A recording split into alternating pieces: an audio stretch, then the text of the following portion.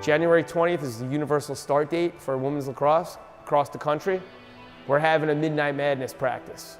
We're going to be the first team in the country on our field. So at 12:01 on January 20th, the Stony Brook women's lacrosse team will be the first team to step their foot down on that turf.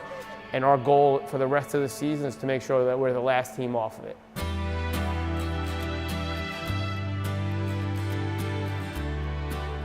It's hard. It's something that literally goes through my mind every single day.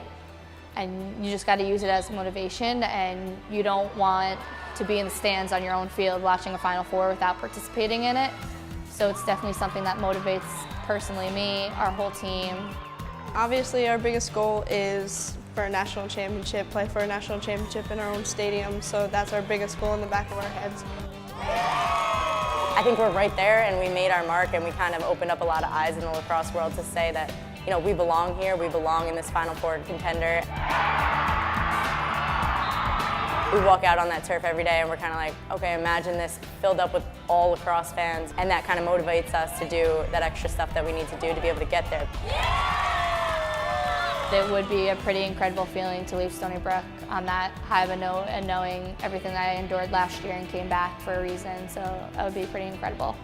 I think one of the main reasons Murph came back was also the outpouring of appreciation and get well cards and things from when she tore ACL from kids all over Long Island. For her, this is something where she has an opportunity to write her own ending, which I think is really, you know, I think it's something that I pray my own children will be able to do that.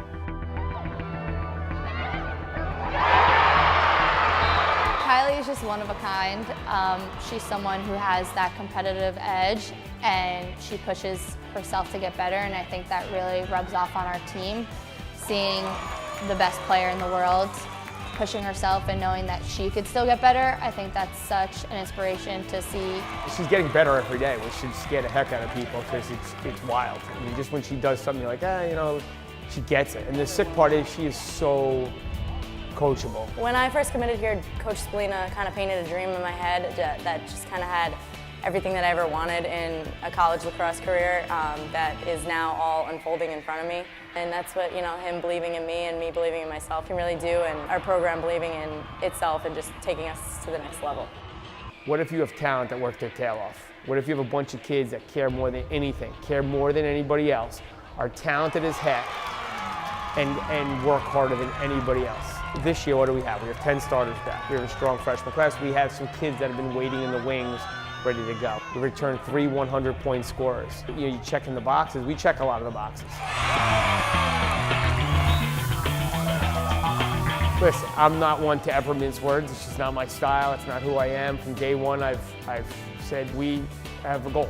You know, and people told me I was crazy when I got here, and I said we're gonna, you know, we can win a national championship at Stony Brook. It's something that I've embraced from day one. Somebody is going to pick up that trophy in our stadium, and I sure as hell am going to do everything in my power, and they're going to do everything in their power to make sure we're the ones doing it.